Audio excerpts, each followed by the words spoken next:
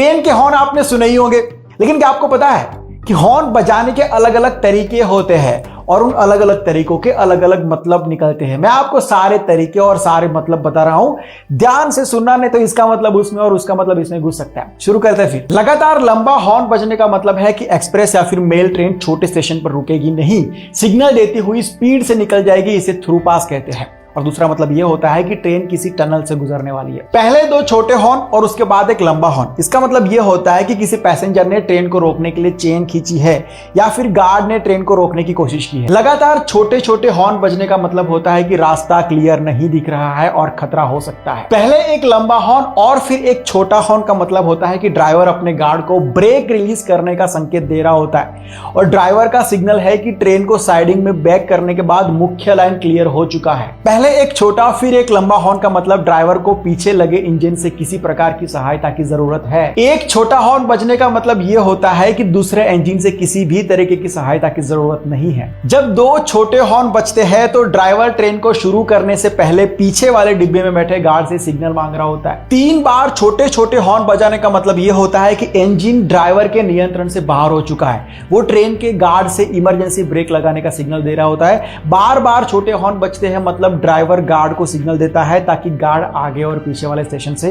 बात करके मदद मांग सके। पहले दो लंबे हॉर्न और फिर एक छोटा हॉर्न बजता है तो ड्राइवर गार्ड को अपने पास बुलाना चाहता है। पहले एक छोटा हॉर्न और फिर एक लंबा हॉर्न और उसके बाद एक छोटा हॉर्न, इसका मतलब है कि ट्रेन के ड्राइवर को टोकन नहीं मिल रहा है और वो गार्ड से टोकन की डिमांड कर रहा है। अब हम बात करेंगे जानवरों पर होने वाले टेस्ट के बारे में। अक्सर आपने सुना होगा कि वैक्सीन, दवाई, शैम्पू ऐसे प्रोडक्ट्स मार्केट में आने से पहले इंसान उसको यूज करता है कॉमर्शियली, उससे पहले उसका टेस्ट जानवरों के ऊपर किया जाता है। तो कौन से जानवर के ऊपर कौन सा टेस्ट किया जाता है ये हम जानेंगे। चूहों के ऊपर कैंसर और पोषण, किडनी की बीमारी, पित्त से जुड़ी बीमारियों की टेस्टिंग की जाती है। पार्किंसंस, एनेस्थेसिया, मिसल्स जैसी बीमारियों की टेस्टिंग बंदरों के ऊपर की जाती है। डायबिटीज, लीवर कैंसर, न्यूरोसाइंस से जुड़ी बीमारियों के लिए पक्षी, सांप और मेढक के ऊपर टेस्ट किए जाते हैं। कुत्तों के ऊपर दिल से जुड़ी बीमारियां, सीपीआर टेक्निक, एनीमिया जैसी बीमारियों का रिसर्च किया जाता है। नर्वस सिस्टम, कैंसर, बैक्टीरिया की वजह से होने वाली बीमारियां, इम्यून सिस्टम से जुड़ी हुई बीमारियों की टेस्टिंग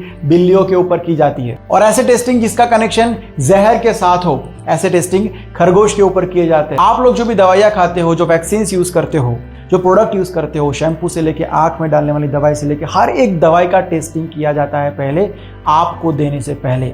अगर जानवरों के ऊपर वो फेल हो जाता है तो इंसानों को वो दवाई नहीं दी जाती है। कुल मिला के वो जो रिस्क होता है जान का, नुकसान का, वो जानवर लेते हैं। वैसे ऐसे रिसर्च के बारे में आपका क्या कहना है? ऐसे रिसर्च होने चाहिए या नहीं होने चाहिए? अगर नहीं होने चाहिए तो इसका ऑप्शन क्या हो सकता है, जरूर से बताना।